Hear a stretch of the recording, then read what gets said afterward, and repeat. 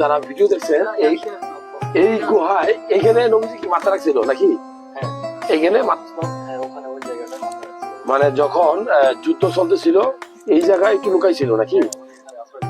এই জায়গাটা দেখেন, যারা দেখছেন জায়গাটা একদম নরম, মনে হচ্ছে বালিশের মতো। এই যে একটা গুহা, এই গুহাতেই উনি লুকাইছিল। যারা ভিডিওটা দেখছেন, আমরা পাহাড়ে এটাকে বলা হয় গাড়ে উহুদ বলা হয়, অর্থাৎ আমরা উহুদ পাহাড়ে উঠতেছি, উঠার পথে এই জায়গাটায় নবীজি যুদ্ধের একটা পর্যায়ে লুকাইছিল, এখানে মাথাটা রাখছিল। তো আমার কাছে হাত দিয়ে মনে হলো পাথর যেরকম শক্ত হয় এই জায়গাটা এরকম শক্ত না। আপনার কেমন লাগে? তো যারা প্রথমবারের মতো দেখলেন এই জায়গাটা দেখাও, একটু ভিতরে দেখা যায়, ক্যামেরাম্যান দেখা যায়, দেখো কি সুন্দর, মাশাআল্লাহ।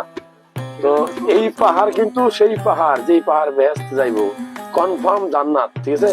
এটা হলো যে উহুদ পাহাড়, তারপরে বলা হয়েছে জাবালে রহমত, যেটা আরাফাতের পাহাড়। এই দুইটা পাহাড় বেহেশত যাইবো আমি যতটুকু জানি জান্নাতি পাহাড় বলা হয়।